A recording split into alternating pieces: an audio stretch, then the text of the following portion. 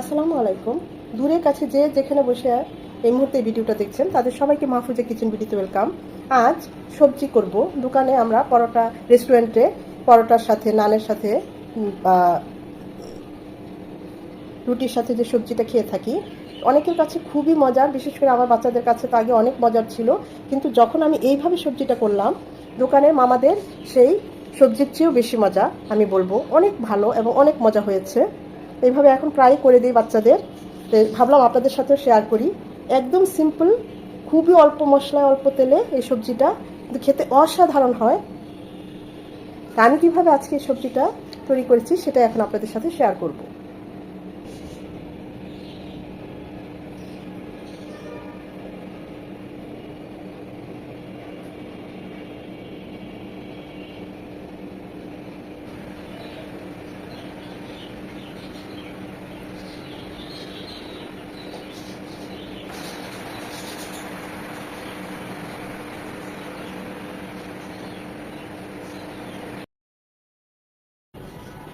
সবজি রান্নার জন্য দিয়ে দিচ্ছি 2 চামচ সয়াবিন তেল। এখন আমি তেলটা পরে কম দিয়েছি, কারণ আমি এই সবজিটা আবার বাগার দেবো তেলে, তাই তখন আবার 2 চামচ লাগবে। এই জন্য আমি এখন তেলের পরিমাণটা কমিয়ে দিয়েছি।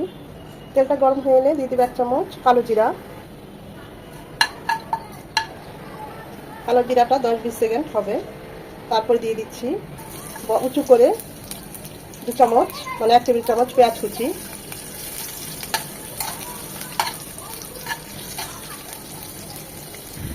পেঁয়াজটা লাল লাল হওয়ার কোনো দরকার নেই, এরকম নরম হয়ে এলে দিয়ে দিব 1 চামচ আদা রসুনের পেস্ট।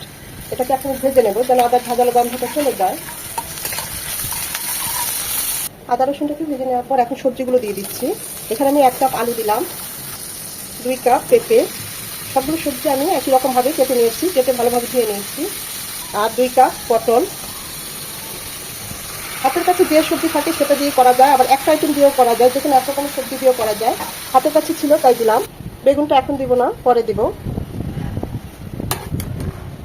এখন এই সব সবজি একটু ভাজা ভাজা করে নেব এই তেল আর আদা রসুনের সাথে, জাস্ট 3 থেকে 4 মিনিট।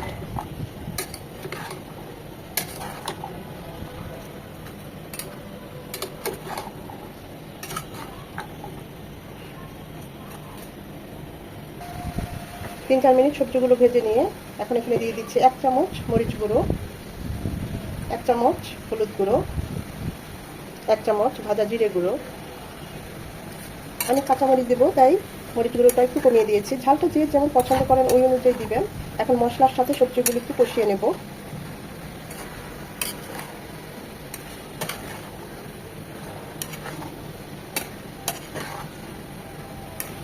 সবজি থেকে কিছুটা পানি ছাড়বে, এই পানিতেই আমরা সবজিটা কষিয়ে নেব। এখন আর এক্সট্রা কোনো পানি দিচ্ছি না। 4-5 মিনিট কষবে, অবশ্যই আরেকবার নেড়ে দিতে হবে। আমি অবশ্য মাঝে আরও একবার নেড়ে দিয়েছি। সবজিটা যখন এরকম কষানো হয়ে যাবে, তাই হলুদের কাঁচা ভাবটা চলে যাবে, ওই পর্যায়ে দিয়ে দিব বেগুনগুলো। বেগুন যেহেতু সফট তাই সবার শেষেই দিলাম, তা নাহলে গলে যেত। বেগুনগুলো বাকি মশলার সাথে 2-3 মিনিট একটু কষিয়ে নেব।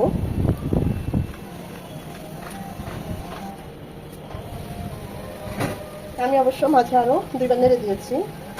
সব সবজি কষানো হয়ে গিয়েছে। এখন সেদ্ধ করার জন্য দিয়ে দিব ফুটানো পানি। একটু মাখো মাখো রাখবো তাই ফুটানো, মানে 1 কাপই দিচ্ছি। আপনারা চাইলে আরও একটু কমিয়ে বাড়িয়ে দিতে পারেন। দিয়ে দিব স্বাদ অনুযায়ী লবণ। 4টা কাঁচামরিচ কেটে দিয়েছি মাঝখানে, আর 3-4টা আস্তই রেখেছি।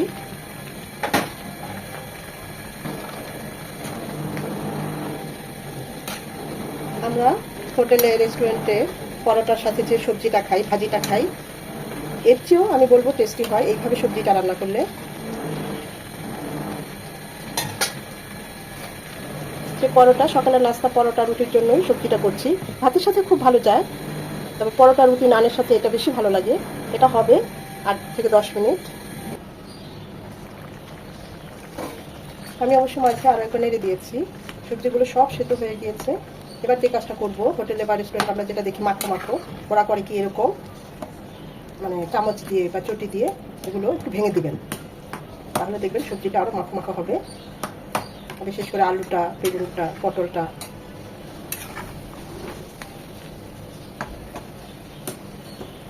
সব সেদ্ধ হয়ে গিয়েছে।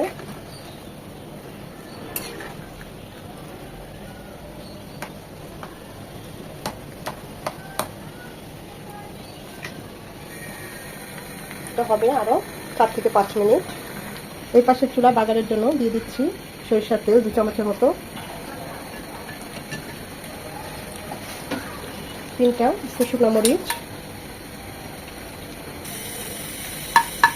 শুকনো মরিচগুলো একটু মচমচে হবে। 1 মিনিট। 1 টেবিল চামচ রসুন কুচি, এখানে রসুন কুচিটা একটু বেশি যাবে। রসুন কুচিটাও 1 মিনিট হবে, যেহেতু রসুন কুচিটা হার্ড।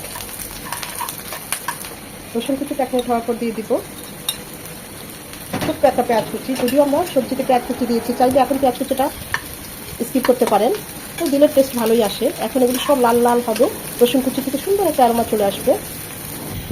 পেঁয়াজ কুচি একদম নরম হয়ে এসেছে, রসুন কুচি থেকে সুন্দর একটা অ্যারোমা চলে এসেছে।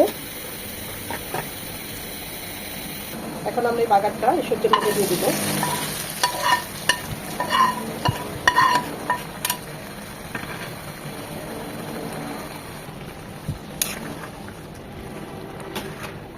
এত সুন্দর একটা মশাল্লা অ্যারোমা চলে এসেছে না, বলার মতো না। এই সবজিটা আপনি ভাত দিয়ে, পরোটা দিয়ে, নান দিয়ে, সব কিছু দিয়ে খেতে পারেন।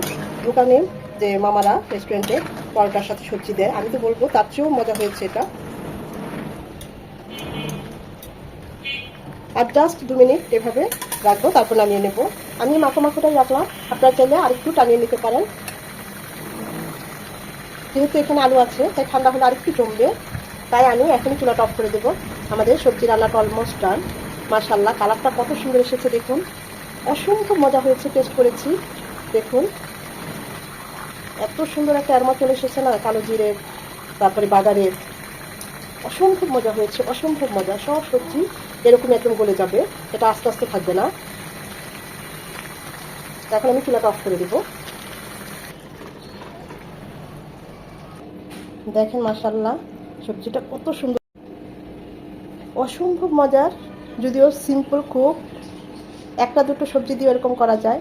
হাতের কাছে যেটাই থাকে, শুধু আলু বা একটু পটল, যেটাই থাক, ঠিক এইভাবে যারা একদম নতুন তাদের কাছে আমার রিকোয়েস্ট থাকবে সবজিটা করবেন, দেখবেন অসম্ভব ভালো লাগে। আমি তো এই মাখোটাই রাখলাম, আপনারা চাইলে আরেকটু টাইনে নিতে পারেন, এটা ঠান্ডা হলে আরও একটু জমবে।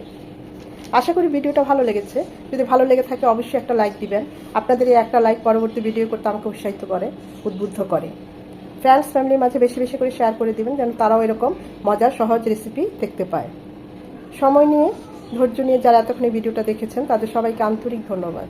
ভালো থাকবেন, সুস্থ থাকবেন, নিজের প্রতি যত্ন নেবেন।